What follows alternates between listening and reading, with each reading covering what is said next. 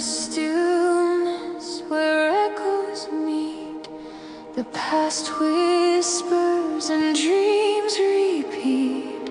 A gentle hand, a guiding light in the shadows, we'll find our sight.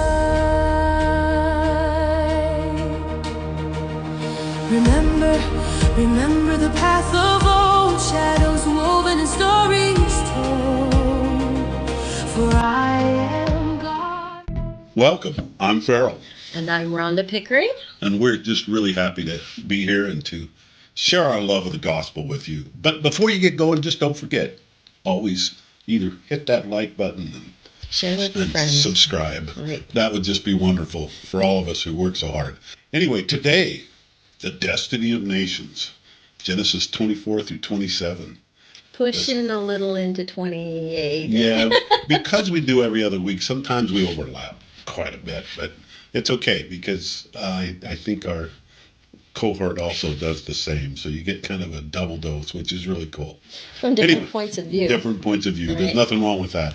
Anyway, so welcome. This is really an interesting topic. It draws a few questions in your mind as you think about the story of Rebekah and Esau and Jacob. It's kind of an interesting thing to sort how it seems not on the straight up all the way, but encouraging at the same time. Yes. Because the whole gospel is a story of imperfect people who make mistakes. Performing God's plan. It's kind of... get it right in the end. Yeah, I kind of like to compare it a little bit to the Garden of Eden and how God commands one way, but yet sometimes it has to go down where we almost choose a higher law sometimes. And it's difficult to sort, but that's why we need the spirit of discernment. It's really a good thing, I guess. So jumping right in, let's just start. With the camels. With the camels? You want to start with the camels? I was thinking we would start just basically with Isaac's servant coming to more or less make the proposal and to find out. Yes. And I thought it'd be great if you just tell this perspective on how Rebekah was such a serving type person. Right, and that's exactly where I wanted to go with it. I wanted to actually go straight into the text, and what I like to do is look through the text here and find the words that describe Rebekah's character. Because this passage is in Genesis 24 is full of amazing insights on this person, Rebekah. The first thing I want to mention, though, if you go back to verse 10, I think it's super important to note that the servant took 10 camels of his master. So this wasn't a small expedition. Right, and of course he's bringing gold and gifts and everything for the dowry for a bride, and so he's not by himself. There's an entourage here, and there are camels, and he is making a long journey, 300 to 400 miles up there to Haran. When he meets her, I think that it's amazing that she, of course, in answer to his prayer, not only offers to get him a drink, but to give his camels to drink as well. And the reason that just is mind-boggling to me is because if you do your research on camels, 10 camels drink a lot of water. One camel can drink 53 gallons of water in 3 minutes. One camel. So what we're really saying... just to make it even, 50 gallons per camel times 10. I'm just like, what? So this girl wasn't a wimp. No. She was... No. Yeah. And this wasn't quick. This would have taken a long time. And if you go down to, there, it's verse 19. And when she had done giving him a drink, she said, I will draw water for thy camels also until they have done drinking. So this was no small service. So this just shows the personality that Rebekah had, a very servicing personality. So when we get later in the story and you start to wonder, wait a minute, that seems kind of weird when you read through Genesis that this whole, what appears to be quite a deceptive plan with Isaac, it really is not necessarily the spirit of what was happening. And the one that I wanted to kind of bring out is in scripture, it talks about her going down. And several times it says, and she went down to the well and then filled her pitcher and then went back up. And the scripture never says any words that are superfluous. And so often, especially in the book of Genesis, there are types and shadows. And so, of course, as Rebekah is going to be the wife of Isaac, and Isaac in chapter 22 and 23 was the offering and the representative of Jesus Christ, the Son of God, then she is his bride. If you look at the story of Rebekah with the eyes of typology, which we've been trying to get everybody to do all year because there's so much prophecy in here, that Rebekah is going to represent us, the church, the bride of Christ. And when she goes to serve, I mean, just look how many times it says, and she hasted and she ran again. I mean, she didn't just, mope around and get the water. She ran to serve.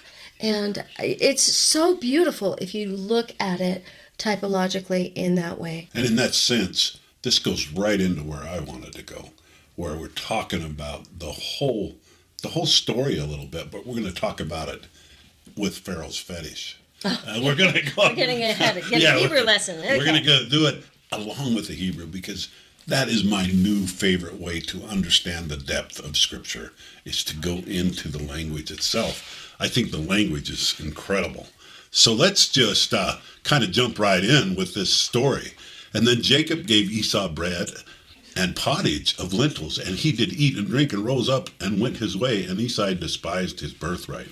So that's actually, and I should have had the other verse right in front of it there, but this is right where Esau agrees to sell his birthright for this mess of pottage. And when you understand Jacob, he was kind of a cook. That was kind of his role. No, you mean Esau? No, Jacob was kind of a cook in the house. He actually was one who spent a lot of time working around the tents. He did not go out like Esau was a hunter. Esau's your man's man guy. I just meant that Esau was the one that could cook the meat the way his dad liked it. Well, he was the one that hunted it and cooked it, yes. But I'm saying Jacob was kind of, he did a lot more around the camp. Right. He was the camp guy. And what I wanted to go with was this whole thing about that, and you threw my brain off. But anyway, is that in the process of this, we sometimes think, oh man, who would talk his brother into selling his birthright for a mess of pottage? But you got to understand the backstory.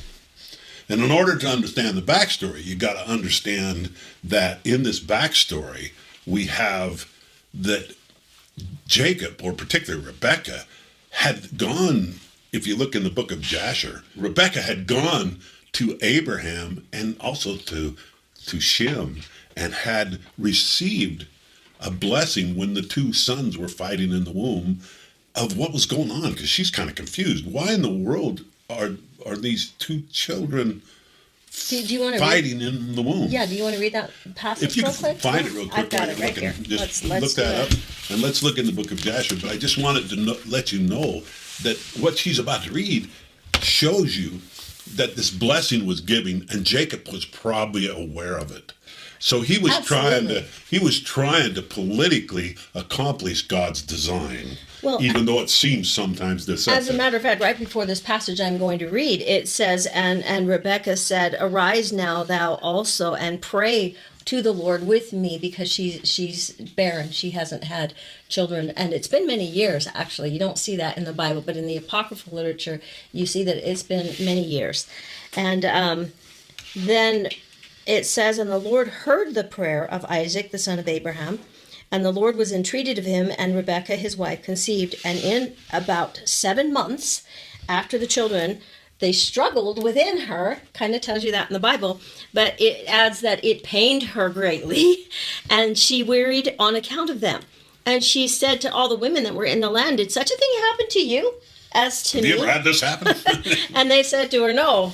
And she said unto them, "Why am I alone amongst all the women that are upon the earth? And she went to the land of Moriah, which is Mount Moriah. So we're back down to Jerusalem, Salem, where Shem The temple. and Melchizedek, Temple Mount. they lived. And she went to Shem and his son Eber to make inquiries of them in the matter, that they should seek the Lord in this thing, respecting her, and find out, make sure everything's okay. I'm sure she was worried. And she also asked Abraham to seek and inquire of the Lord about all Seeking that a had blessing befallen from the her. grandfathers. Yes, and I love this because you don't get this angle from the Bible. But of course, she would have gone to the priesthood brethren, and she would have said, "I need a blessing," and I love the fact that Abraham is still there. As a matter of fact, it must have been pretty tough because in Genesis 24, Isaac marries Rebekah. Then in Genesis 25. Abraham marries Keturah, and Keturah has like 6 sons, and Rebekah's still barren, and her father-in-law is having this. But at the same time, I wonder if she didn't have a close relationship with Abraham because he understood her plight, They like would have Sarah. had connection. But you kind of pick that up in the book of Jasher. She goes to Abraham, she goes to Shem, and she goes and asks for a blessing. And she also asked Abraham to seek and inquire of the Lord about all that had befallen her.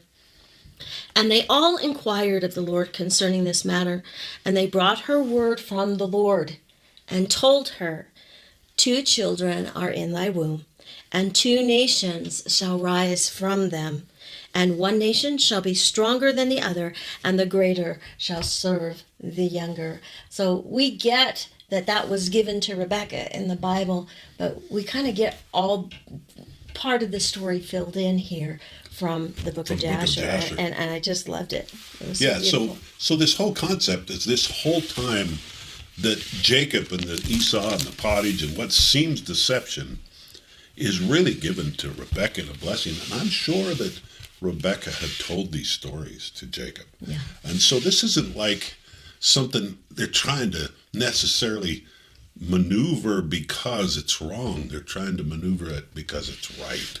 And you got to get that in your head, because to try to do the right thing, even though sometimes we trip up in the method, Yep. and we don't necessarily get the method perfect.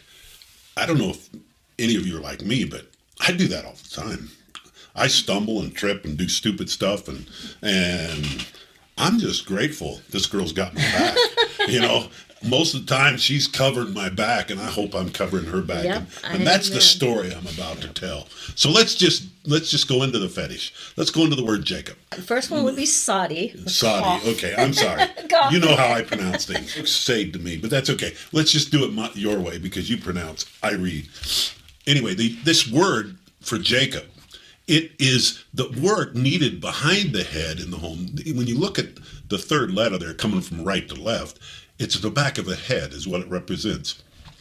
Sometimes it's drawn as a horizon with the sun just setting or rising, depending on the look. And the whole purpose is to represent time, or particularly what's behind you, what's past. the past. And so this whole idea that the work of the hand, or the work needed behind the head of the home, when you think of the names in Hebrew, I like to equate it to the early Cherokees and all those people who the names actually represented the personality. You mean like in Dances with Yeah, Wolves? Stands with a fist. Stands with a fist, or That's Dances great, with yeah. Wolves. In that story, if you've watched the movie, you understand that the Indians would name based on, and it almost sometimes would be a given name again, but they would call people based on personality Yeah. traits. And like on in the what was Hebrew, going they on. were often given And it another seems name. as though somehow in the Hebrew, it's almost done in advance. It's like the language has Prophetic, got yeah. prophetic in its nature. So anyway, you look at these meanings, just in time harvest of the work of the hand. So this is an event that Jacob was almost destined to do. And don't ask me to pronounce the Hebrew. And but I would want to add here that, on both levels, it also means that his hand hooked the heel of Esau when he was born. So Yeah, one doesn't negate the other meaning. Sometimes we go, well, that doesn't seem exactly the way it's supposed to happen. But sometimes when you work with imperfect beings trying to pull off a perfect plan, sometimes it doesn't work exactly the way we would think it would. Well, and I think that it's amazing that God makes a perfect plan with imperfect people doing imperfect things. Yeah, and somehow he pulls off the perfect plan still. I know, right? It's incredible when you think about it. So anyway, I want to move ahead because we'll spend all day if we're not careful. And I want to go to Rebekah. And they blessed Rebekah. The they here in the Bible, I imagine, was Abraham and Shem and them. When it says they blessed. Well, actually, right here in 24, this is when she's leaving Haran. Oh, you're right. This is her family. I'm jumping the gun. You're absolutely right. This is her brother.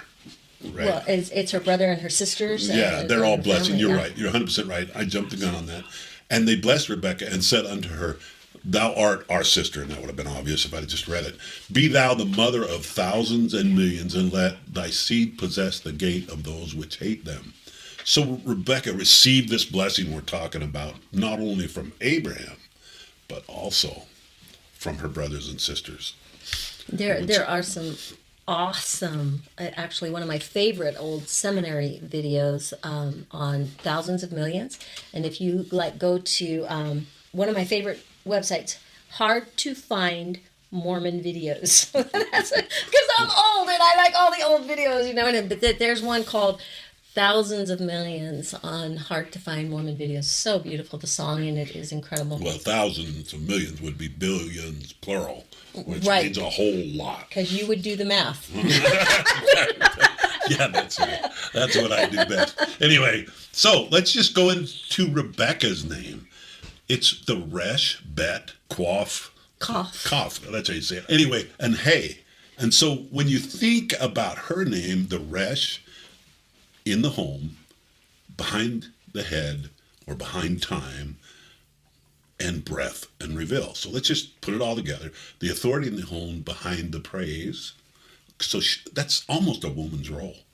She's kind of an authority in the home that's behind what the guy goes out and conquers the wolf kind of thing. And the girls usually, and then I realize in modern times, people have flipped the cart. But I just want to take it from more of a traditional look that usually she was kind of taking care of the home. Well, and also hay can represent the breath of life, like in the Garden of Eden. Yes. So she's breathing the breath of life into the home. Yeah. Yeah. So she's the authority with the authority, meaning that they both have authority, but in a way they're stewardships are different directions. Behold the breath behind the family authority. And that's the meaning of her name. It's something that takes place behind, but it still has the breath of the Spirit. And you get it right out of the gate. In fact, the awe at the end of the names is the breath of God. Exactly. It's the breath of the Spirit. Sarah, Rebekah, Malachi. And there's Daniel. Of course, that's the L, but it's still along the same concepts. As the ending of the names represent the breath of the Spirit and the different things there. Anyway, once again, Rebekah actually pronounces really close in the Hebrew because you got the resh bet, cough. How do you say that? Cough. Hey, so it's Rebekah. And it's really close even in the English to the Hebrew. In Hebrew, they actually pronounce Rebekah, what we say Rebekah, it's Rivka. Rivka. In Hebrew. So they use the Q sound from the quaff. Okay, which that's fascinating to note, actually. But anyway, so you'd have these different names of these two individuals, but my goal here is to address it from a different level. And I'm going back to, and they blessed Rebekah, and I want to hit the word blessed and what it actually signifies. So blessed is the bet resh kof, which is in the home or the family, the head person in the palm or to cover. And so in the highest covering is blessed. Well, were you thinking of palm on the head too, blessed? Well, you could actually go there. That's interesting too, yeah. But you could also think of holding in the palm. Mm-hmm. But in a way, kof also is the covering. So, and in a way that's a blessing too in concept, but to be blessed is having the highest covering, because we're actually thinking of to be blessed by God more than just some temporal kind of blessing. But so it's a covering placed upon actually by the atonement, by many different levels. But another way I like to do it is that we're held in the palm of the Son's family, the highest Son's family. And I think that's just beautiful. Oh, that's beautiful. I like that we actually look at this word, and it's Barak. Barak. That's to bless, is Barak. And I actually can say that one. That's good, yeah. Barak, because I got this. I have a hard time sometimes with the guttural sound coming out right. Right. Anyway, so stepping forward in this concept, when we look at the word Isaac loved Esau because he did eat of his venison. So the reason Isaac kind of favored Esau a little was that Esau was a man's man. Yep. He was out doing the sports thing. He was out doing the hunting thing. He was just out there, doing all the things that men get into sometimes, But Rebekah loved Jacob, I don't think, and when they says this, that doesn't mean they didn't love the other son. That's not the point. It's a way of saying they favored that personality, because we all sometimes They're related to yeah, it's just a related thing. We look at that sometimes and say, oh, that's not right. Well, we all do that. We can't help but be drawn to certain personalities sometimes with our personalities, because our personalities sometimes blend. Sometimes our personalities are a little pushy, and we have to work with personalities that don't blend as well. Here again, I love this, and this is going to be a little bit of a tangent, but I do think it applies that, one time when I very first learned about all the different personalities of people and everything, I was kind of frustrated. I'm like, God, this is so cool. Why didn't you write this in the scriptures? This would have helped me a lot to understand all the different personalities of all my kids and everything. And he kind of chastised me, and his answer to me was, because no matter what personality you have the path for all of us is the same. Meaning, follow me. Yeah, meaning you have to learn to govern whatever personality you have been blessed with. And the answers are all the same. Charity, love, unfeigned, patience, the P word. Patience, yeah. Right. Anyway, so yeah, and you guys all have heard about the personalities, and quite often we can let things like that govern us instead of learning to govern them. Exactly. And actually learning to let them be our strength, and to recognize our weakness, and to deal with it and go forward and actually learn to dance. And that's what I love to call it. And because we're talking about Abraham and the covenant that's renewed with Isaac and the covenant that's renewed with Jacob and about the stars and the heaven, I just love the saying that man is the ruler of his stars, not vice versa. Yeah, we should never let the hand we have been given hold us from being what we can be. Exactly. We got to overcome the flesh, not let the flesh overcome us. And personality traits, actually, I think are a gift, but at the same time, they're a challenge. We have our challenges, and if you know her and I, we both have a very similar personality, and we're very much strong, and we have to learn to cheer each other on. Then we have to learn exactly that, and this is why I want to dissect this topic. But let's look at this word love, and we've done this a little bit before. We've talked about it, but the Aleph, Hey, Bet. If you take Aleph, Bet, you have Father, and when you put the Hey into it, you've brought the Spirit into the Father, or the Spirit into the love. So this word love just simply means to have a father's love. And I absolutely love. We already talked about this. That I know. The law of first mention, the first mention of the word love, is when God commands Abraham to offer thy only son whom thou lovest. The father and his son, or offering his son. Yeah, I actually think the ultimate love. I think that the key there, when you put the hey in, the praise in, and in a way, love is praise. We should learn to do that more with one another. Mm-hmm. We should do that, like you said, cheer each other on a little bit, because in a way, that is the relationship we're looking for. And I'm trying to, this strong breath of the family, God's breath in the home is love. And that's what, we used to love the song. You don't see it in the hymn books anymore. It seems like Love at Home as much. And we don't sing it as much. Well, it's a primary song. It wasn't in our youth. In my youth, we sang it all the time. But I've gotten, to be that generation that remembers things. I guess. It's sad. Anyway. We know hymns nobody's heard of anymore. Anyway, I love the song Love at Home. I would sing that from my whole heart as a child because I loved the concept of love at home. And in a sense, when you read this, don't think that they didn't love back and forth. They absolutely did. It's just more of a favoring of certain personalities. And a guy being a guy, he's going to kind of like the man's man. And because Jacob was there helping with Rebekah a lot, I'm sure, she kind of had that connection. But take that aside, the blessing was as that the birthright or the nation of Israel would come through Jacob. And so the destiny of nations. Older, right? Yep. So that being said, I don't want to spend a lot more time on that. Ahab, as I think how you say it in the Hebrew, Ahab, love is key word to understanding the whole picture. But let's just move on because where I want to go is a little bit different than a lot of people might think.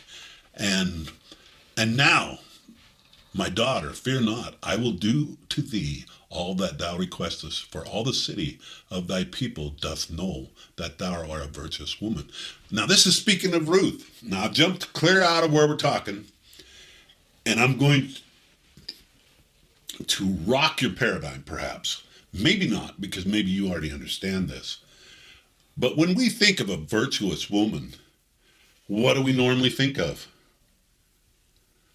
Meek, Meek, morally clean, maybe. Sometimes we almost have that opinion that a virtuous is, like you said, meek, kind of quiet and pulled back, and we have this image. Ladylike. Yes. And don't get me wrong, ladylike's a good thing, but don't confuse the word with a wuss, or with a pushover, or with all of those approaches. We men sometimes have misunderstood the role women play. The word virtuous actually is right there in the word to protect the work of authority, or to protect secured with authority. How many of you have ever crossed a neighbor's child, even in justice, or even with just cause, and had that neighbor's mother jump all over You're talking about Mother Bear. Yeah, the Mother Bear syndrome. Don't mess with How me, many guys. of you have ever, been the recipient of this Mother Bears thing? This concept that a mother is going to protect her flock. She's going to protect it in lots of different ways, and that's a good thing, because this word virtuous doesn't mean what we thought it meant, most of us. To protect and secure with authority, to teach and nail securely the fence. Now that's a warrior position. To protect a fence around the home, the flock, the people. So when we think of a virtuous woman, you got to stop thinking timid. And, I can say that because I have this lioness for a wife. And she's wonderful. I'm really glad there's room for us in Virtuous. Anyway, and this lioness that I have for a wife, I cherish her. I cherish her strength. And sometimes she doesn't do what I think she should. Do you believe that? Do you believe that sometimes she doesn't actually do what I think she should do? And sometimes I try. Don't get me wrong. No criticism intended. But sometimes she doesn't, and I'm going, wait, why don't, and then I stop and I think, wait a minute. She might be seeing clearer than I am at this moment. And that's when I usually have to step back and evaluate. And then I realize, in truth, there is 180 degrees, and maybe even a little more than that, out of my vision. We have a situation in our lives where sometimes our personalities, we cannot see behind our head. Remember that the coif was in both Rebekah's and Jacob's name? The behind the head. And the whole idea is, the idea of virtuous is that, and I have to go here. I'm going to take a minute. I think I'm getting it. So hang on. Let me finish, and then I'm I'll going to bring look it. out for you, and you're going to look out for me. Exactly. It's like we're standing back to back, fighting the enemy. And you're seeing where I can't see. And I'm seeing where you can't see. This is true. And that's our job, is to look out for each other. Look out for the things I don't see. And sometimes I'm going to do it different than you think I should. And sometimes you're going to do it different than I think you should. A lot of times we're going to do that. Yeah, it just happens in the course of life. And where we got to get to is where we realize that the Spirit is what we're looking for. Yes. Does she got my back? Does she like who I am and trying to accomplish the same goal? Or we're on the same team. We're on the same team. Sometimes the quarterback can't see everything. And sometimes the wide end can't see anything, or whatever the case is for you football fans. And so where I wanted to go is to this word virtue that is in Ruth and also later in Proverbs. But look at the meaning that it's been translated to. Do you realize the same word that's translated as virtuous is translated 56 times as an army? That is like, wow, a man of valor, a host, forces, strength, riches, wealth, power, substance, might, strong. So what we're really saying, and miscellaneous 33 times, guess what?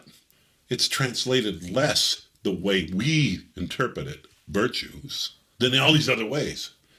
So what the whole scripture is saying right there in the Hebrew is, blessed is he that has a strong woman that's got his back. Blessed is he that's got it covered, because his wife is fighting on the same team, and he can't do it all, and she can't do it all. The whole idea is that we got each other's back. And that's what's really cool. Now, why would I relate this to Jacob and Rebekah? Because Isaac and Rebekah, in this instance. Right. Okay, get this straight in my head, who I'm talking about. Why would I relate it to Isaac and Rebekah? Because Rebekah had Isaac's back when he was a little caught up in the football game. I'm sorry, I don't mean to take that too far, but when he's got his focus a little bit on the man's game, and Rebekah kind of has his back, you got to understand that sometimes it don't look exactly like we think it does. Right, and I was just going to bring out here too, I think it's important to realize that when you study the text, especially if you study it in the Hebrew, there are a lot of nuances there that it wasn't intended to be the deception that it turned into. Well, and we're going to get there, because in truth, the reason it got to be more of a deception is because Jacob was a little chicken. Yeah, I was just going to say chicken. In truth, that's exactly right. Jacob was a little bit afraid to just hit Isaac straight up with it and say, wait a minute, Dad. Well, and I get it kind of, because we don't want to toot our own horns. Right. And so Jacob really didn't want to go in there and say, Dad, you're giving the blessing to the wrong kid. And you can tell that because, the actual words that he uses is that what we're doing might seem like I'm trying to deceive him. And so you know that they weren't trying to do that in the first place. And if you go to the story, you realize that in the moment, Isaac had said to Esau, go out and get a venison and bring back that yummy food I love, and I'll give you a blessing. And so he had already, just in the moment of cheering on Esau and in his man's game, he had already kind of forgotten the blessing that Rebekah received from his father, right? In the whole situation. And so when a man kind of forgets, sometimes the woman has to kind of help him sometimes, remember. But hopefully she does it in kindness, because us guys sometimes get a little picked on if we get that, if we get attacked. I'm glad you're saying all this stuff. Anyway, so I'm approaching this on a very practical level today because of the fact that truthfully relationships are complicated. We're not immune to that. both being very strong people. Sometimes our relationship is even complicated, believe it or not. And we have learned that we got to have each other's back. And that doesn't mean we do it exactly the same, but we cover for each other. And I'm going to go farther, because in this situation, you realize that in Ruth and Proverbs 31, they're both referred to as virtuous women. In fact, in Proverbs, it's referring to Ruth. Who can find a virtuous woman? Can I make a quick Absolutely. comment here? Because this kind of blew me away when I learned about it. But if you go and study the Hebrew in Proverbs 31, it was an ode to a virtuous woman. And the very first verse is, who can find a virtuous woman? And the whole thing, when you study this deep and wide, it's an ode to Ruth, Solomon's great grandmother. He is writing Proverb 31 about to Ruth. his great grandmother, and there are all kinds of double, what do they call them? It has double meaning. Double entendre. I can't say it. Entendre. That's it. Double entendre. That's don't the even word. ask me to try. Double entendre. Anyway, and there's all kinds of verses in there, and even in one of the verses, it has, if you take all the words, it spells out in an acrostic, Solomon. He's writing this to his great-great-grandmother Ruth, and he is actually, it's a poem where he's trying to decide what virtue is. And in one of those, in one of the verses there, she has a strong arm. And if you go ahead and put that the next picture that we have in there, I absolutely love this picture of Ruth and Naomi. Because, of course, Naomi is going to try and tell Ruth 3 times, like any good Jewish mother would, to dissuade her 3 times from making this decision. And Ruth just says, where you die, I will die. Where you go, I will go. Your God is my God. And then you see this strong woman, this virtuous woman, and she, and keep in mind, when it says virtuous, get that idea out of your head of wimp or of weak. Because virtuous is a warrior. Yes. The concept of virtue is a warrior. And I don't know about the rest of you, you might not be blessed as much as I am, but my wife is a warrior, and she fights at my side and behind me and does all these beautiful things. And I say behind me, not disrespectful, behind me, because she's got my back. She's facing the other way, keeping the enemy off my back. And you do the same for me. And that could, all you got to do is, I'm behind her too. Exactly. Because our back to back, we're fighting this battle, and she's fighting the battle she is more aware of than I am, and I'm fighting the battle that I'm more aware of than she is. Yeah. And sometimes it's arm in arm, and we're plowing forward, and sometimes it's maybe even at a little bit of a distance because we're doing different things. But in concept, we are a team. We are warriors. Yeah. We're allies. For the Lord. So, that being said, let's just jump into this word husband or man, which is the Aleph, Yod, Shin. And there you got your strong leader that does the work of conquering or to subdue, because he's got the Aleph, which is a strong leader, the work to destroy or to separate, to conquer, subdue the earth. That's the role that seems to be given us by God in the Bible. The protector, yep. The protector, the role there.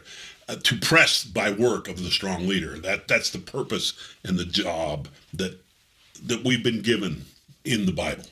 Now, that being said, going to the meanings, I love F and G right there, which is he's a champion and he's a great man.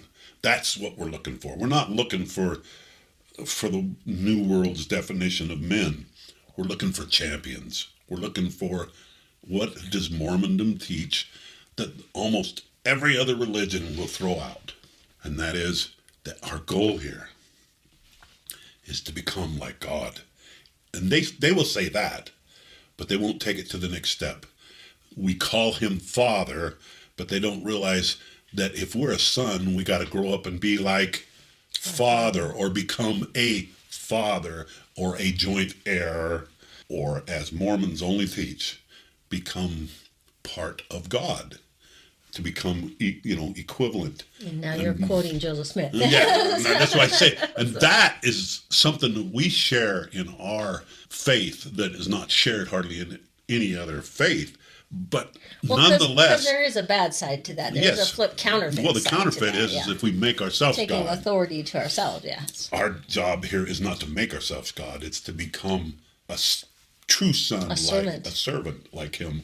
And in essence, I like to say we become one with God. We're actually going to hit that really hard at the end when we talk about the latter. And I don't want to spend too much time here because, we'll just spur a lot of, and you could talk about any subject for a long, long time.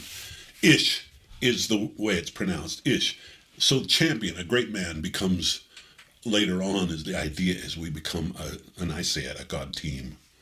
We become a team. And that's the goal. So when you look at this, and you look at the word of Aleph Yod Sheen, and you drop the Sheen, we now have the word island. So if you take away a man's challenge, if you take away his need to get out there and accomplish subduing the earth, and you create, then he's become an island. If he can't get out there and conquer the earth, or if you take away the sheen, which in a way is a feminine part of what he needs in him, is that emotion, that separate authority than him to balance him. If you take that away, he becomes an island, and he just becomes strong work.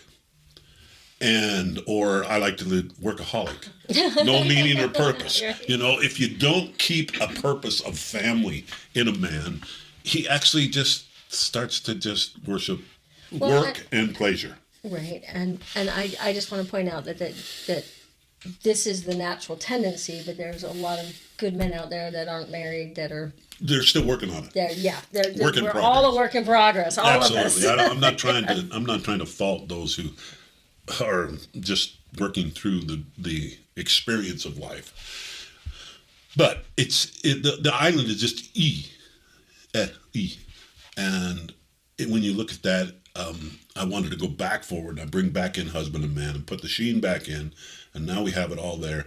And the reason I do that is I want you to see that in the definition of husband or man, and I highlighted it there, that 188 times husband and man are equated with one.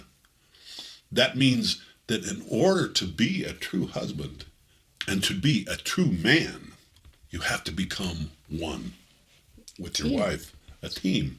You have to become allies instead of enemies. You have to be in a situation where even though we proceed differently, we got each other's back. And what I'm trying to do with the story of Rebekah is show you that she had Isaac's back. It wasn't a deception to deceive. It was a work to cover a blind spot in him. He had developed a blind spot, and she covered his back, covered that blind spot in him. And hindsight's 20/20. It's easy to go back and say, well, it would have turned out better if she'd have done it this way or that way, and how do we all know? of that, and all of that is just hindsight. But there's a bigger picture going on here. The bigger picture is that somehow Heavenly Father, orchestrating the perfect plan with the imperfect people, is going to use what's happening to these men and women as types of his church, of his people. It's going to blow. It's just mind-blowing what's going on here in the actual typing of what's going to be prophetic. Now, I've kind of, hammered on the guy a little here for a minute. Forgive me, I might have to hit the girl just a little bit. Okay. Let me learn about me. So when we move the sheen into the middle and we add the hay, which is the way it should be complete, we have the strong leader that is separate breath or separate to behold. So that's a woman and a wife's job, is to be a strong leader who is separate, who has all those strengths, but yet she brings that emotion, that spirit into the family, that almost brings it to life. Which so far we're doing good, right? Yeah, okay, so far. Anyway, so when we add the Spirit of God, I'm getting that there's a downside in here. well, So I'm about to get there. Anyway, I'm about to get there. Strong leader, separately revealed. The breath, spirit, separate leader. That is the definition Hebrew gives us to the word wife or woman. But just like with man, by the way, it's Isha. The other one was Ish. Now it's Isha because we've added this ah at the end, the hey, the breath, Isha. the spirit. Anyway, Isha. Anyway, notice that this also has been translated as one and married. So in order to be a wife, you have to have a husband. and you have to plan. And in order to be a husband, you have to have a wife. And I'm thumping the table. Anyway, that clicks. Sorry about that, folks. But anyway, when you think about that, realize that it is by becoming one, by truly becoming allies, by truly covering each other's backs, we truly become sons and daughters of God. Yeah. And what do sons and daughters grow up to be? Fathers. And mothers. And mothers. And that's exactly what God is, as a father and with a mother, executing the the immortality and the eternal life of man. That's the whole mission of God. Beautiful thing. So remember this one thing. But now, with the woman, if we drop the last letter of her name. Uh-oh, we lost the spirit, I think. We lost the spirit. Guess what Hebrew word that is? When you take the last letter off of man, You get to be an island. you get to be an island. But when you take the last letter off of woman, I actually know. I know, right? When you take the hay or you take the spirit out of a woman, what do you have? Fire. So what I'm trying to tell you, women, this is your caution. Men's caution is to become independent and Be an island. be an island. Women's worry is to become strong destruction. Okay? Because the spirit of fire is destructive. It's poison. Strong destruction is not a good thing. And to destroy the leader is not a good thing. Okay? With your tongue. Okay, It's and fiery if you tongue. realize when you put those two in and you understand that fire, the flames, notice that E right there, fire is also God's anger, which is sometimes necessary. But if we have that anger, I'm going to go to D&C 121. Only when moved upon by the Holy Spirit. well, there again, we left the hay in there. And, You left the spirit in. And afterwards, the increase of love, too. Yeah, absolutely. So the caution is when well, number one, you've heard the old lecture, I think. I can't remember the exact numbers, but like a man speaks 3,000 words in a day, and a woman speaks 12,000 A words. lot less than Yeah, than or we something do. like that. So men don't speak as much as women, although you wouldn't know it today because I'm doing all the speaking. But anyway, when you see that combination, you understand that a woman is given language, is better at language, or at least verbal written language than men are. She says more words. She says more words, and men have a tendency to, do the, whatever. Makes more guttural noises. Yeah, we're more Esau, unfortunately, too often. But in the process of all that conversation, just realize that the gift can also be the poison. Okay, with a woman, the gift is that she can do so much blessing with her language and her words, but the poison is she can do so much destruction with her words if you remove the Spirit of God. Right. And so that's the caution I was going to, Yep. Absolutely. the ish. So when we're doing this relationship thing, leave the Spirit of God in there. It's really important to have the Spirit of God in your relationships so that you've got each other's back, even though you might see it differently. And you might many times see things differently. We who have 40 plus years, and 40 wonderful plus years, by the way, no complaints 99% of the time. But once in a while, the fire, and once in a while, the island raise its head. And, we have a tendency to, and I'm just telling you, keep the Spirit of God in your relationships. And the reason I'm bringing it forth, men need to remember that it is blessed to have a valiant, or a Virtuous is the word, a virtuous woman, which does not mean timid.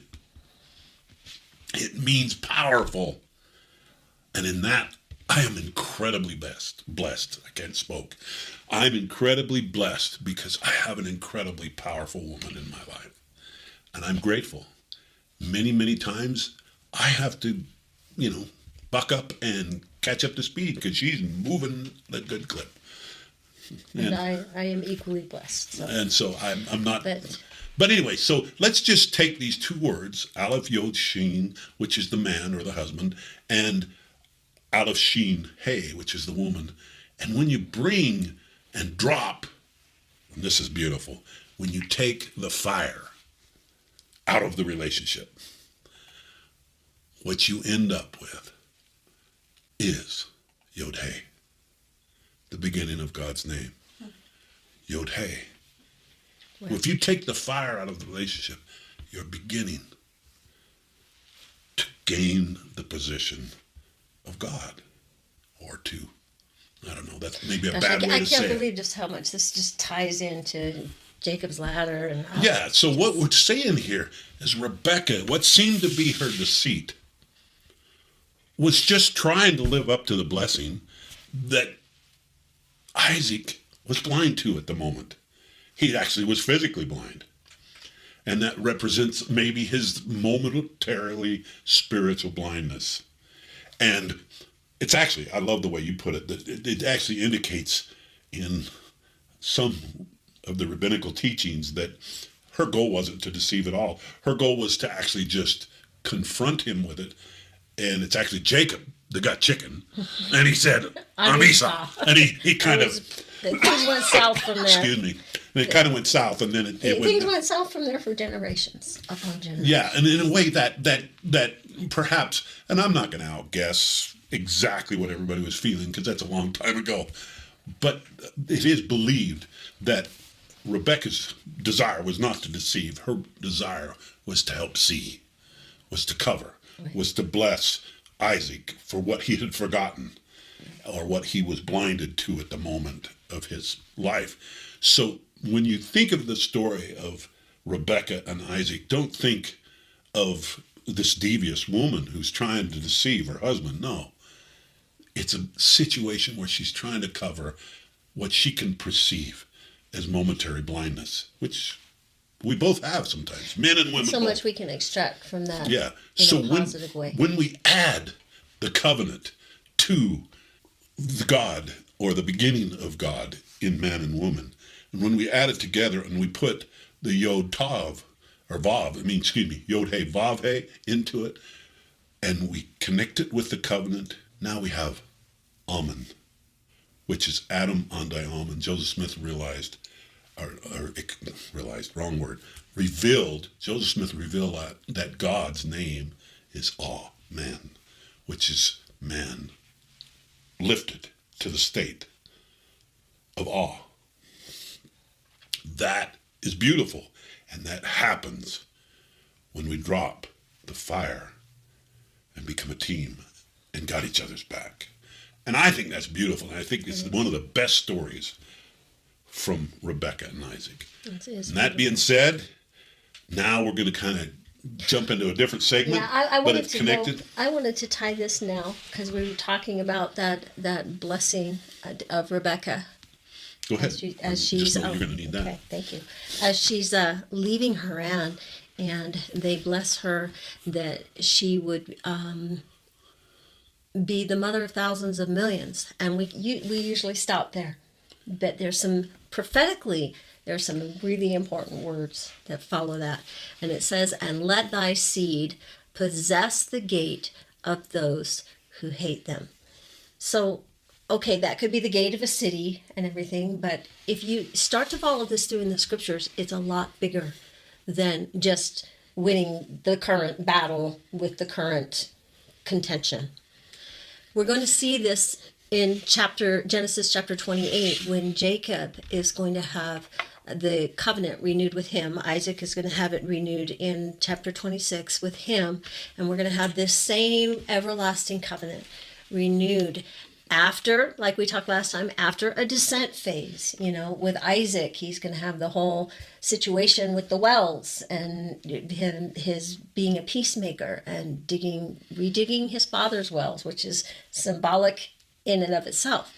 But, and then we're going to have it renewed with Jacob here at Bethel. And at this point, Jacob is going to wake up and say, surely in this place, God is, and I knew it not. But then it says, and he was afraid and said, how dreadful is the place, that this is none other but the house of God. And this is the gate of heaven. I personally don't care for that word dreadful in the way we would interpret it, but in the way he's saying it is probably fine. And Actually, in the Hebrew, it's a direct link to the first use of the word dreadful. And do you know what the first use of the word feared and trembled is?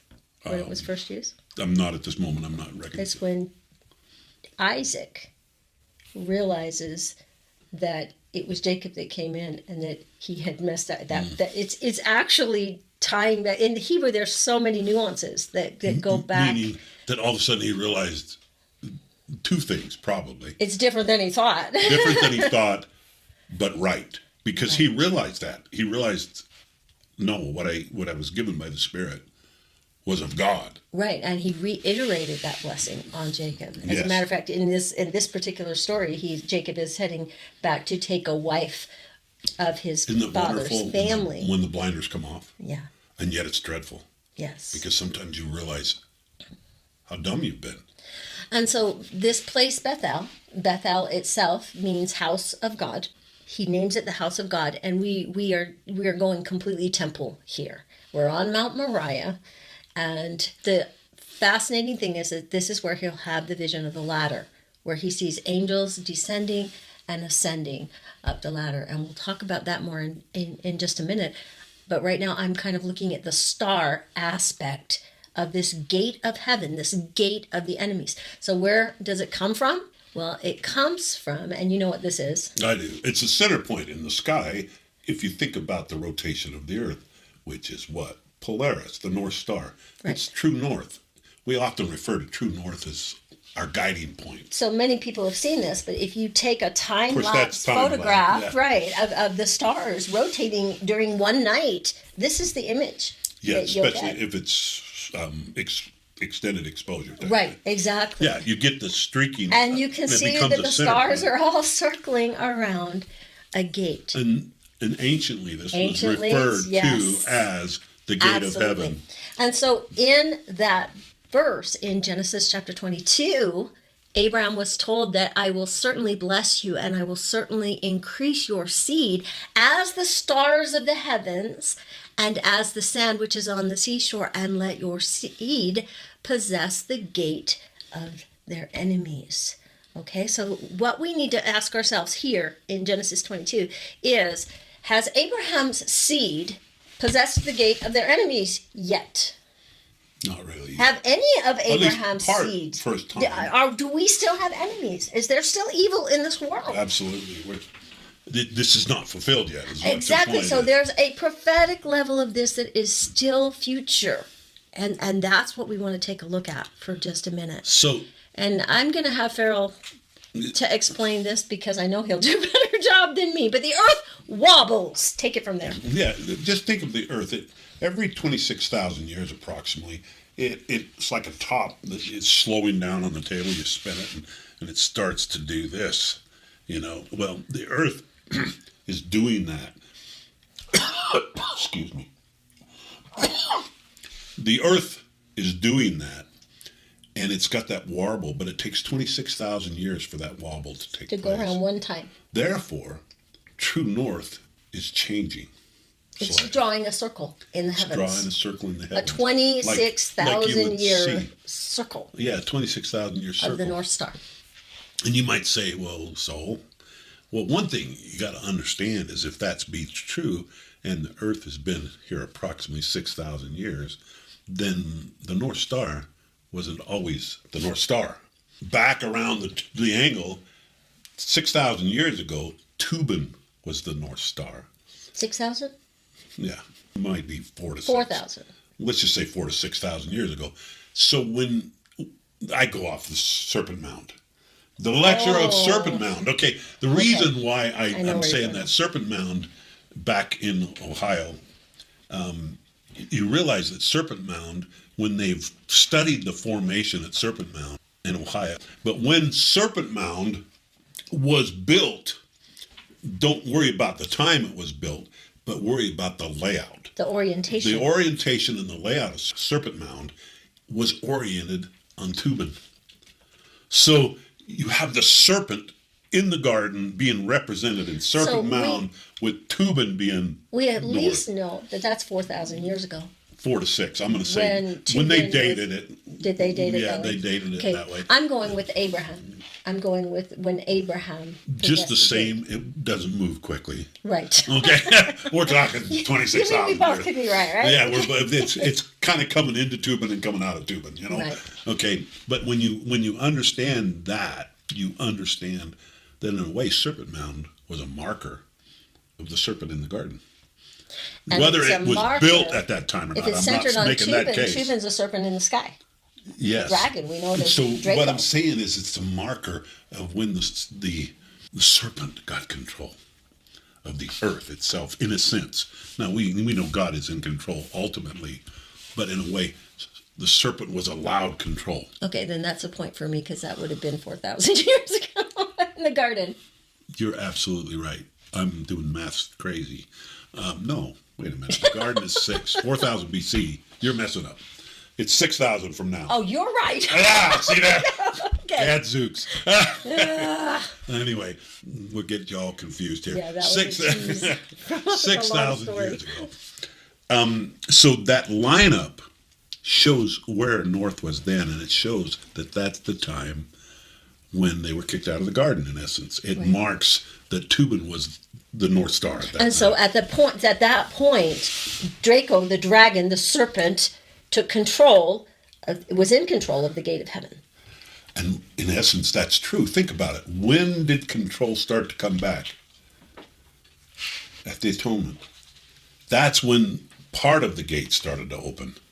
So we get part of the gate being opened at the atonement, and we get all of the gate being opened at the end of the millennium.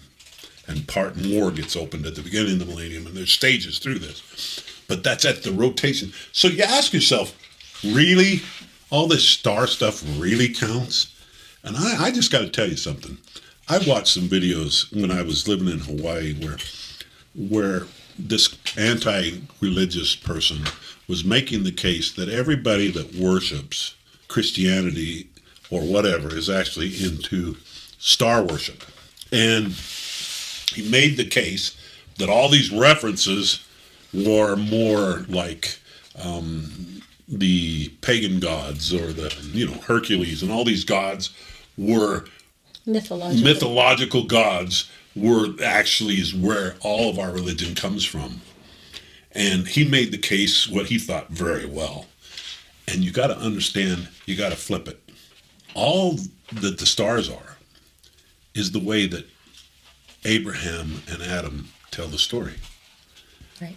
So what it is, it's not the other way around. It's another case of true things being hijacked by... So all they did is use the stars to tell the story.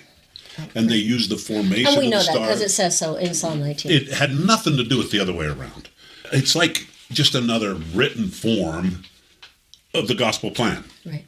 It has nothing to do with it's the God and we're following the heavens it. declare the glory of God. It's the other way around. Day to day, they speak forth. They use the stars to tell the plan of salvation. Right. And they use the formation and the names of the stars to do all those things. And never the other way around. Okay, so what I want to ask you now is where will... Let's turn sideways. Where will the North Star be in the millennium? It will come into sight. All of a sudden I'm having a brain moment. You might have to say the name.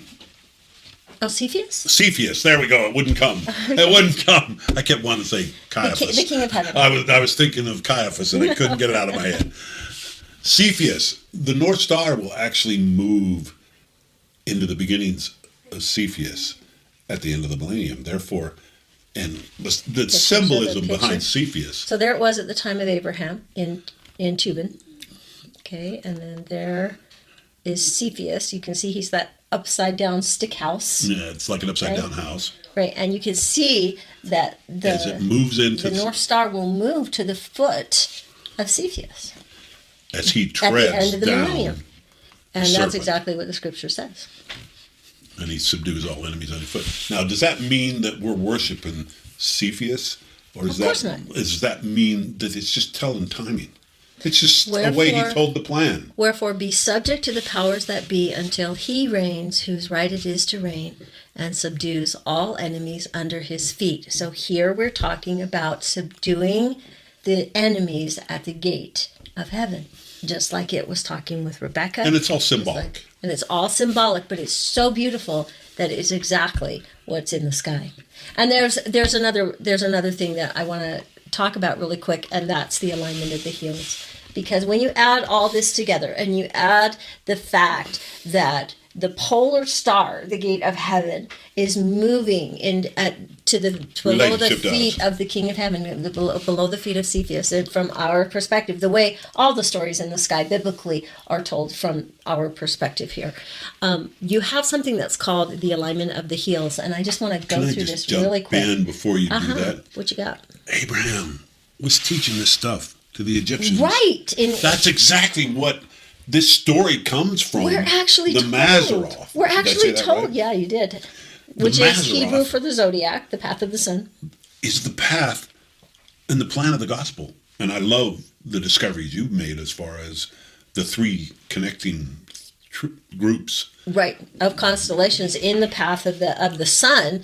It was actually E.W. Bullinger that said that there's four constellations that represent, story-wise, the first coming of Christ. There's four that represent the time of the Gentiles, the time when the gospel went to the nations, and then there's four that represent the second coming of Christ, when the gospel goes back and Israel is gathered again in the grand finale.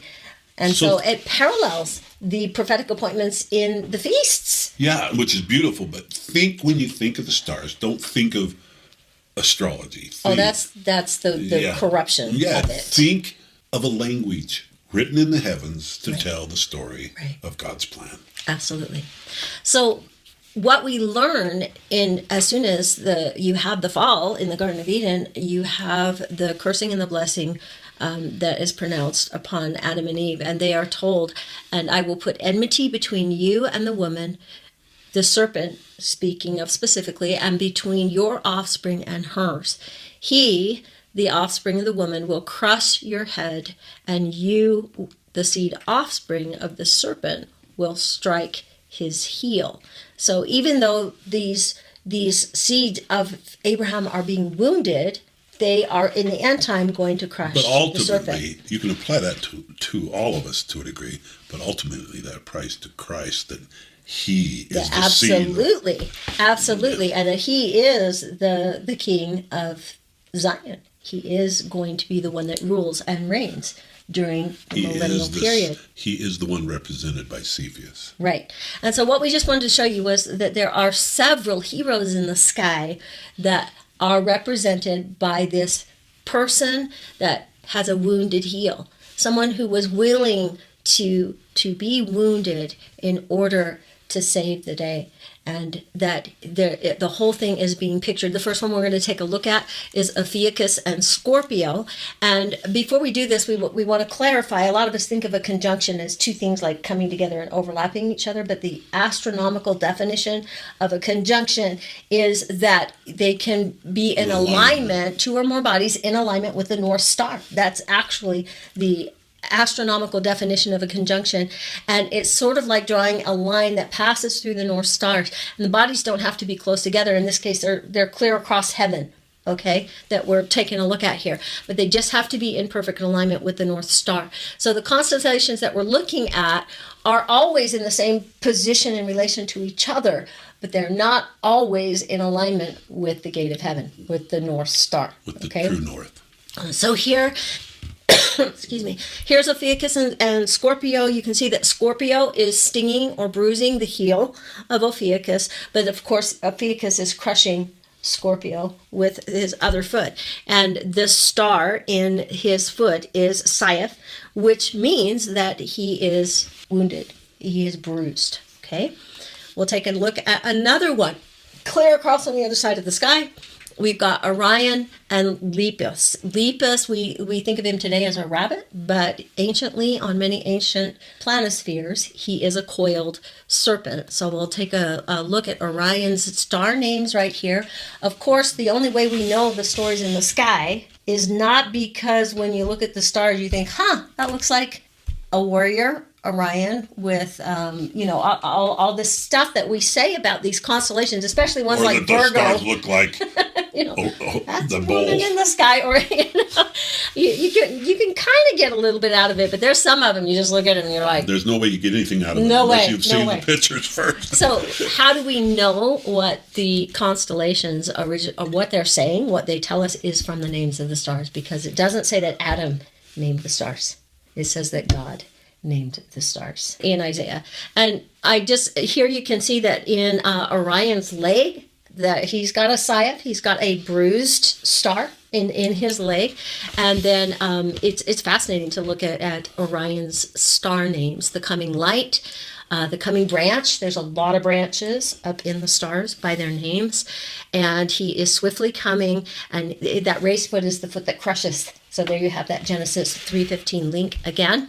And if you take a look in E.W. Bollinger's book, The Witness of the Stars, it's really fun because you see this illustration here, and you can see that he's drawn Orion a little bit differently. So you kind of have to use your imagination and how you're going to draw the picture around what the star names are. Well, and you think of the mythology that's come off of the truth. Oh, yeah, that's a mess. Like what I remember being taught in school, Archelaus' heel. Right, and that was his heel. vulnerability. Right. And these stories come off of the truth. They come off the Bible, ancient Bible things. Yeah, it's just stories told like the gossip game where it gets distorted as it gets farther out.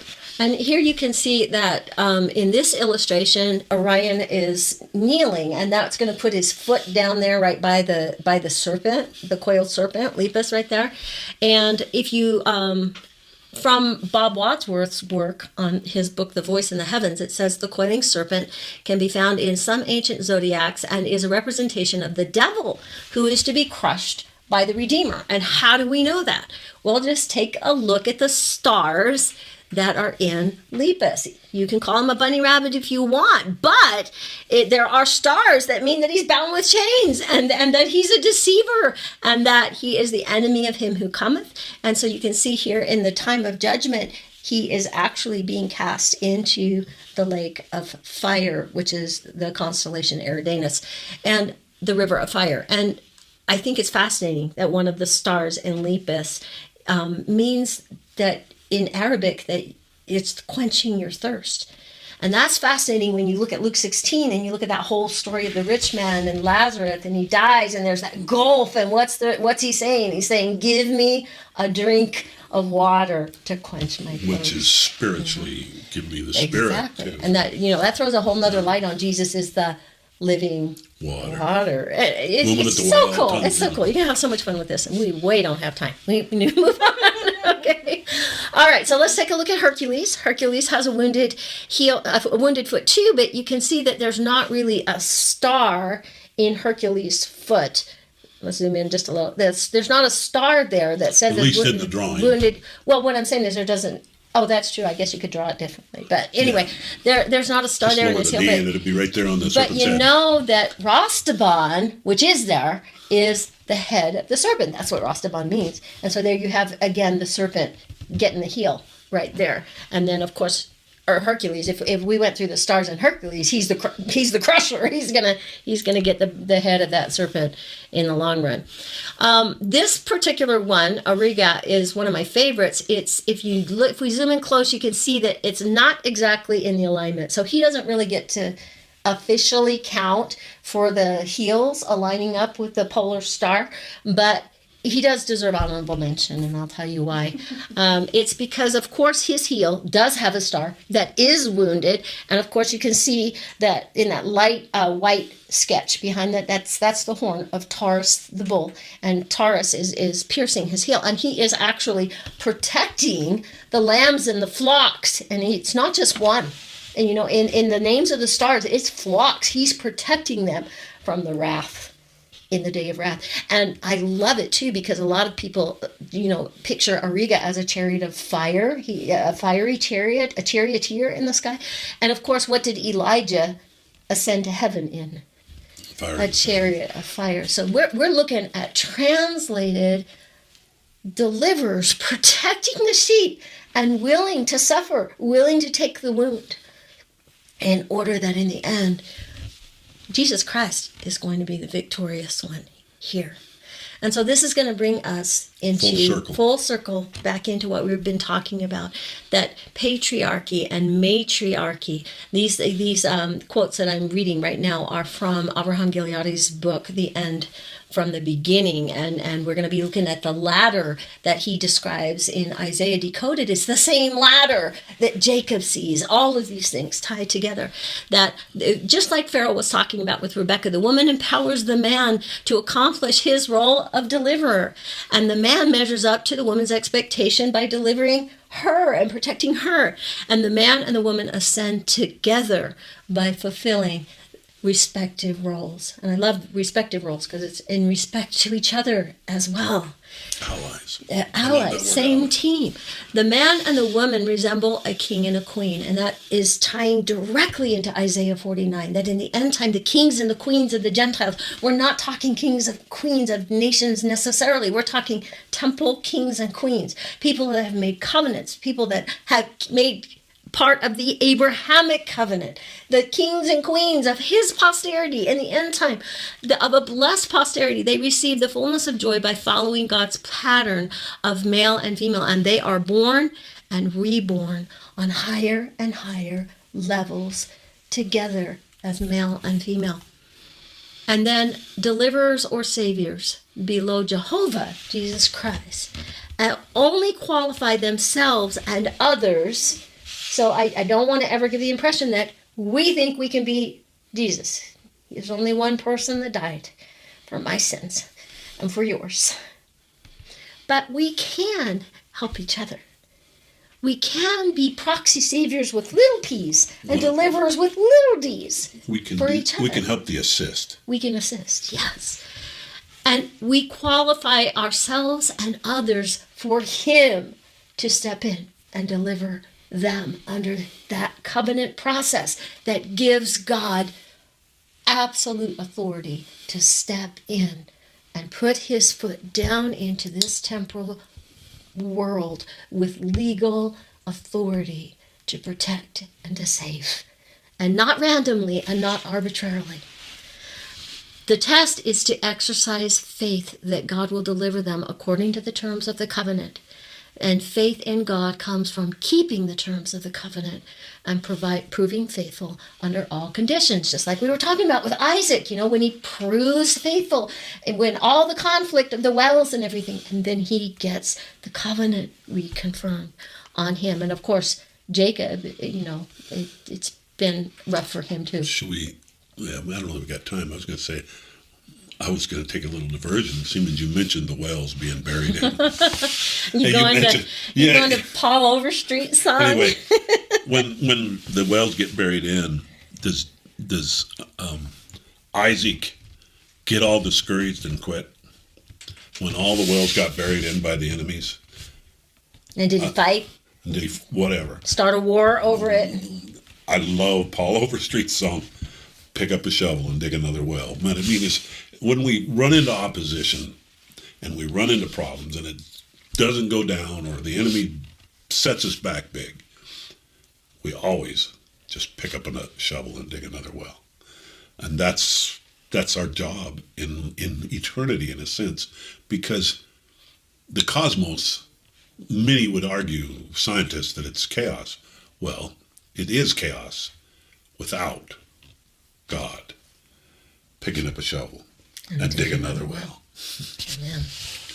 All right, so going back to Jacob's dream here, you can see a sketch here from our book, Isaiah Illustrated, where this is kind of a sketch of all the different literary structures that are in the book of Isaiah that are global, that go all the way from that pillar on the bottom, you see all the way to the top that represents chapters 1 through chapter 66. A lot of times you can't see these structures in the actual text because they're global. They cover the whole book, So this is kind of our global sketch of literary structures in the book of Isaiah. Turn you on can its side. see if you turn it on its side, it actually makes a ladder. It's the same ladder that Jacob sees in Genesis 28 when he dreams. And he sees angels ascending and descending on that ladder. And sometimes we think they're just, like going back and forth. No, when an angel descends, it's similar to Jesus Christ when in First Nephi, when the angel asked him, "Do you understand the condescension of God? That somebody is willing." And they descend, not spiritually descending in the sense. They're not falling like down to the Babylon category. They're But they descend with a hand to bring up. Right. That's the purpose of a descent. And they do it by being willing and bring somebody back home. And the whole plan works by the person that descends. Think about Jesus and his condescension is because he is willing to suffer to save somebody else. Yeah. And that is how proxy deliverance and proxy salvation works, no matter if it's a capital P or a capital D or a small one. It is a willingness to suffer for others, even back to motherhood, a willingness to lay down your life for a child. Back to fatherhood, a willingness to work his whole life to take care of that family. This is godly. This is Christ-like, to be willing to descend for others. And this is the thing. And guaranteed, you won't be an island. And in descending, that is how they ascend. That willingness to be the greatest among you is the servant of all. I think of how wonderful Thanksgiving is around our house. Where are you going? We're not an island. Oh, heavens, no. Our family is with us in these times of celebration. And joy, and it's our greatest joy. It is our joy, greatest joy. Probably theirs too, yours too. All right, so this ladder in Isaiah can actually be defined in different terms, and we could spend lessons on this actually on our website, propheticappointments.com. If you go to the Isaiah classes, you will see lessons where we actually go into every single one of these levels in this ladder to heaven that Jacob sees and that Isaiah describes. And just really quickly, if you start at the bottom, you can have a description of perdition, which is the lowest rung of the ladder, and there are people that follow the bad guy, the Antichrist, the arch tyrants example, because just like we want to follow Christ, there are those that follow the Antichrist, and he's wickedness, he's pure evil, and so of course this is going to be your perdition category. And then the next level up from perdition is going to be Babylon, and it is going to be people that are idolatrous, that they fight against God, they're rebellious, and they are identified scripturally with this harlot Babylon in the end time. They don't want anything to do with God. The next category up is going to be Jacob Israel. This is going to be, and Isaiah defines all of this. You can see it in the book Isaiah Illustrated, or in the videos, or Dr. Avraham Gileadi's book Isaiah Decoded is one of the best ones on this particular ladder. And you can see that the Jacob Israel category are people who are believers in God, but fair weather. They don't necessarily want to keep the terms of the covenant and be faithful, but they are aware in a way that there's a creator. The way I like to say it, there's this controversy between faith and works, but they're the people who don't just listen to the words of Christ when he says, "If ye love me, keep my commandments." Exactly. It has, sometimes we like to say, "Oh, works." No, it's love. If we love him, we'll keep his commandments. So moving up on the ladder, the next ladder in Isaiah, the next level is the Zion Jerusalem category, and these are people that are in covenant with God. Now they haven't necessarily proved faithful in all things, but here we are back to that covenant process. You make the covenant, you prove faithful on this step, and then the next step. There are people who keep the terms of the covenant, but have not proven faithful in all things, and much of Israel's ancient history is confined to God's dealing with Zion and Jerusalem, trying to get them to repent, trying to get them to keep their covenants. Now, if you kind of combine Jacob's ladder with Isaiah's ladder to heaven, you kind of get a bit of a mixture. You get this whole process that is represented in Isaiah by what Avraham Gileadi calls the bifid structure. You have ruin and rebirth, then you have punishment and deliverance, and you kind of just take this step-by-step process along the ladder, and I love that. In the end, the last step is, will I be disinherited and go down on the ladder, or will I receive an inheritance and go up? And again, there's a lot more to this. That concept of ruin and rebirth was a hard one for me at one time. Yes, I really remember those conversations. I struggled. Why do we have to go through this setback in life? I remember in finance. This is not a good plan. I think we should. I thought, I'm not sure I like this, this whole ruin and rebirth concept.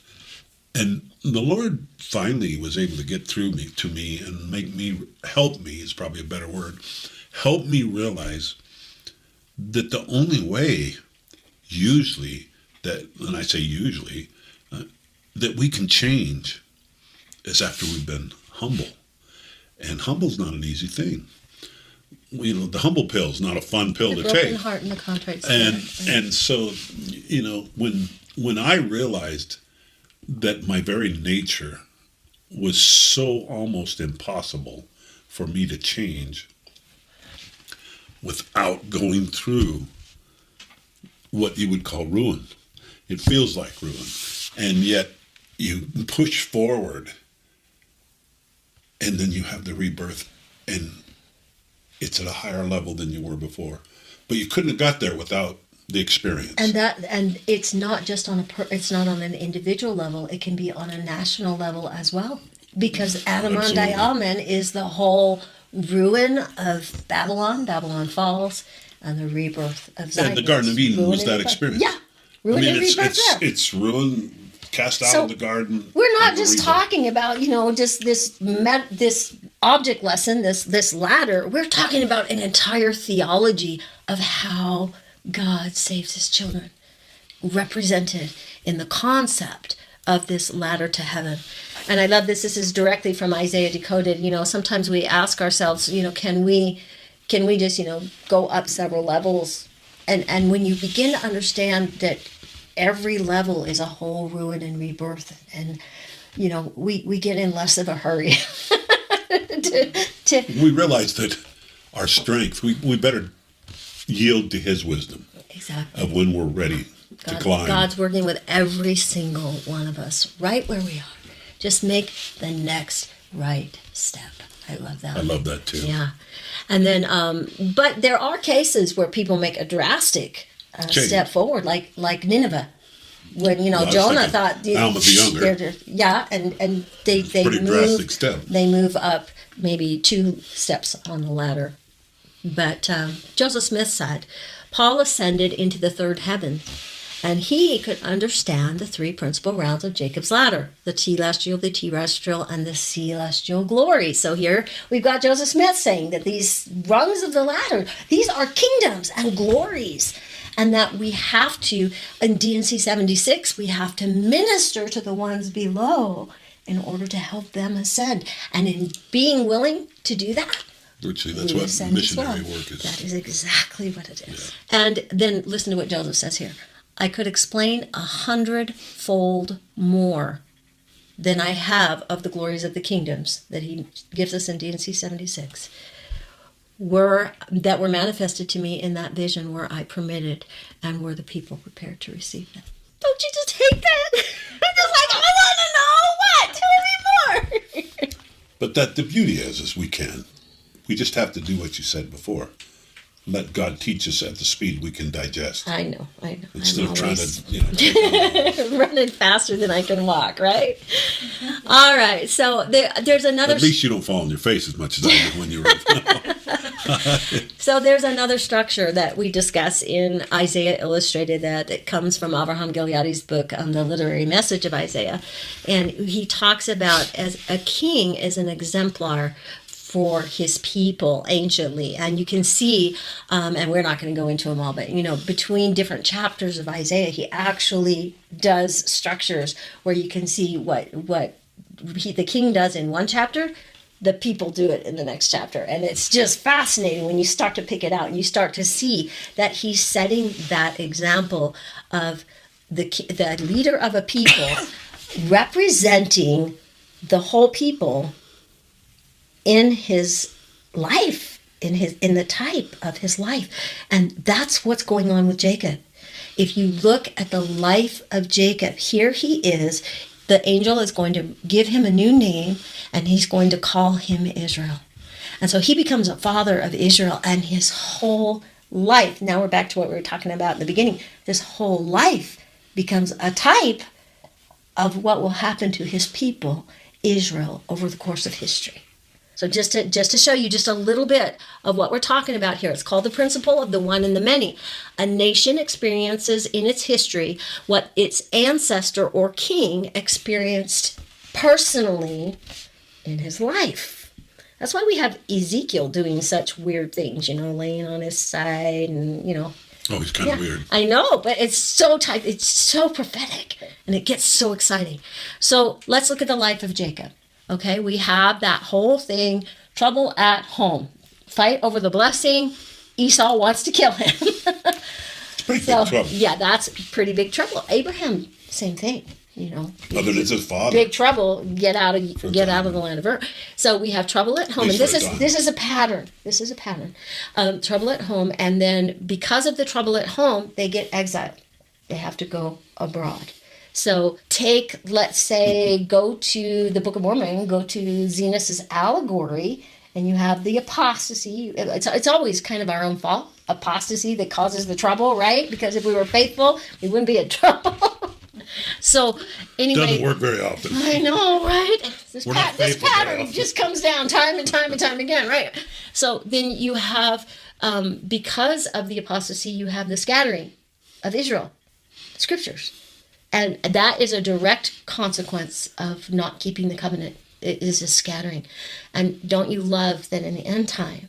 So we have Jacob being scattered, right? He has to leave for many, many years. As a matter of fact, the heartbreaking thing here is that when Jacob leaves, his mother, Rebekah, she will be dead when he finally returns home. This will be the last time he sees her. So, this is real, this exile, this scattering.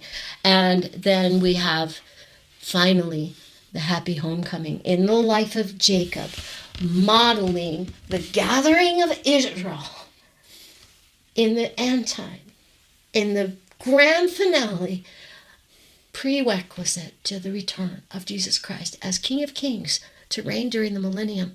And all of it was typed in the life of Jacob. And, I bet you if you thought about it hard enough, Esau is probably a type of what happens to his people. And you can go just like crazy with this. Like Abraham being a type of the father in Heavenly Currents Father. and eddies bring things down the similar course. And back to that same thing. How does God orchestrate a perfect plan? With imperfect people and still pull it off.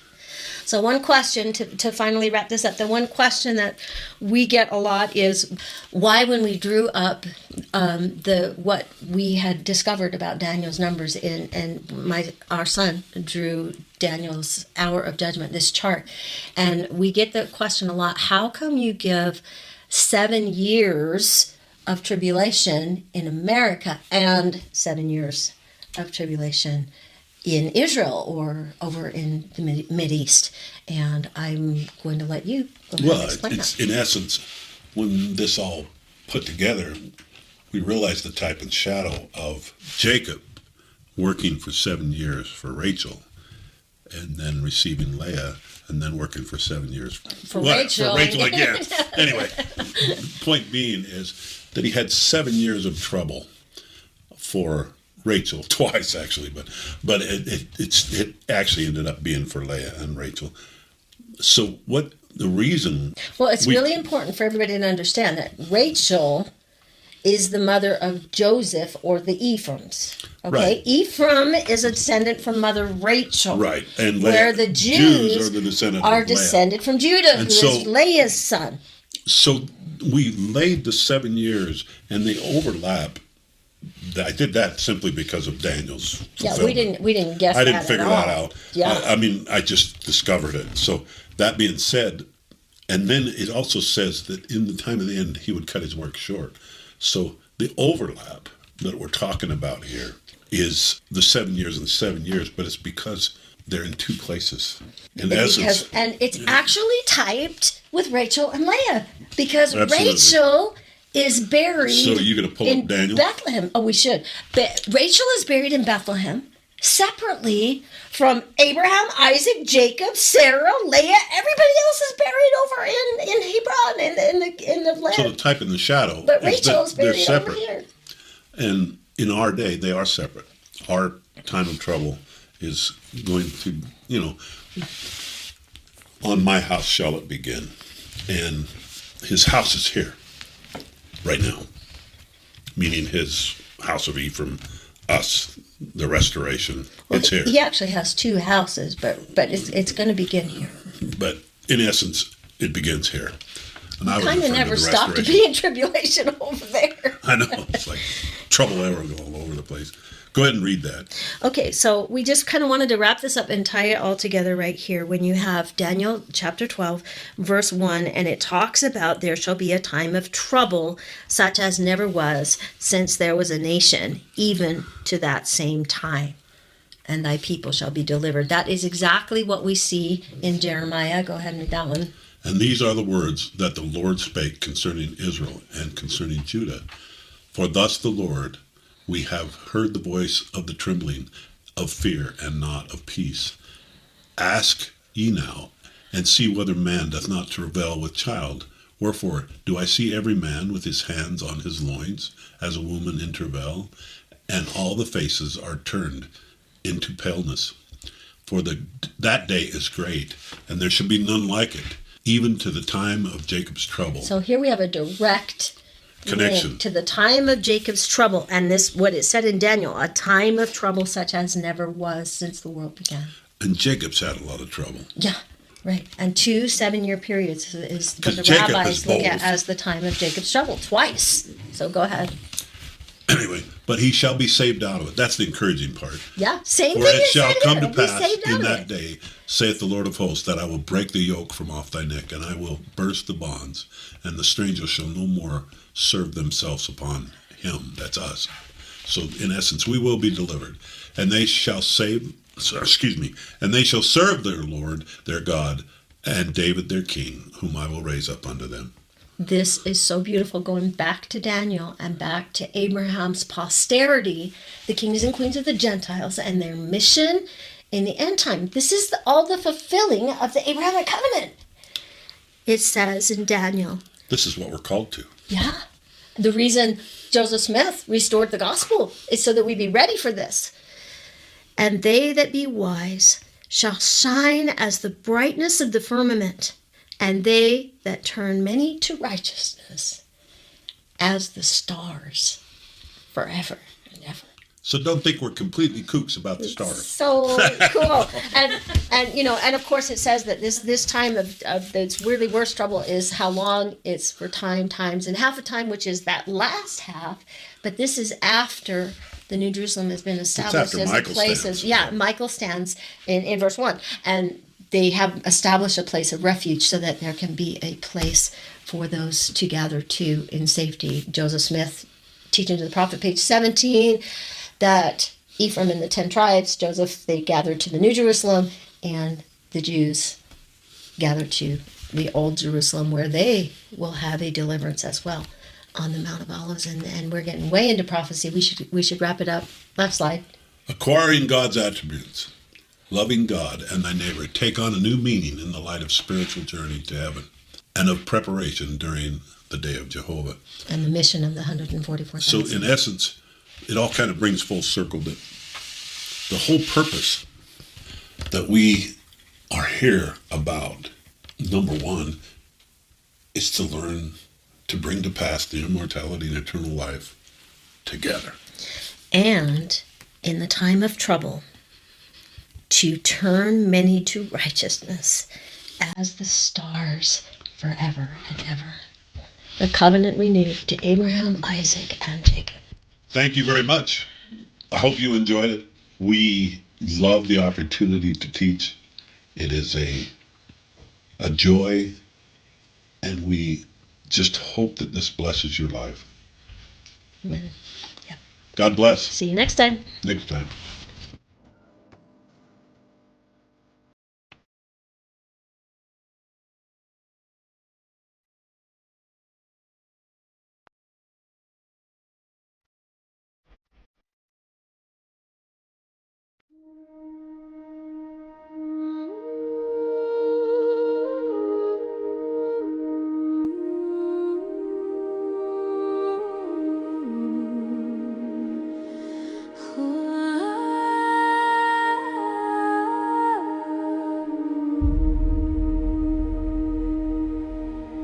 In the stillness where echoes meet, the past whispers and dreams repeat.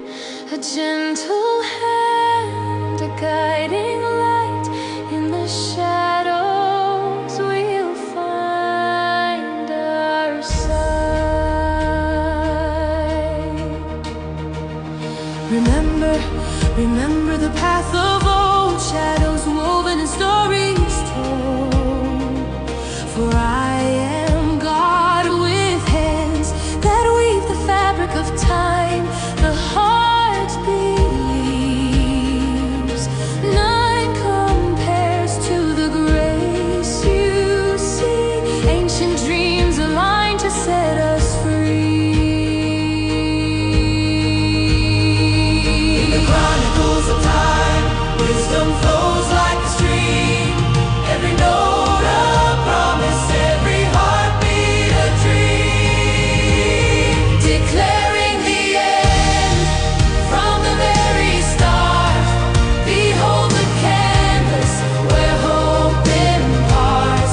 From ancient hands the future unfolds. Treasures hidden in the tales retold.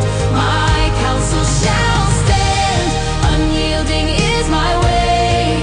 I will do my pleasure, come what may.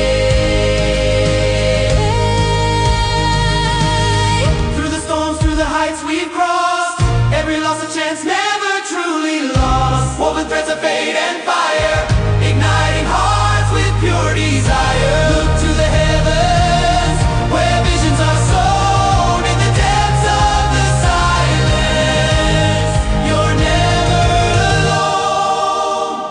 In the echoes of ages past, let your spirit rise upon this path. Cast away the chains of doubt. Open your heart, let the glory shout. Declaring the end from the very start. Behold the canvas where hope imparts. From ancient hands the future unfolds. Treasures hidden in the tales retold. My counsel shall stand, unyielding is my way. I will do my pleasure, come what may. Every tear and every smile, a tapestry, each moment a mile. The sacred rhythm of life's embrace.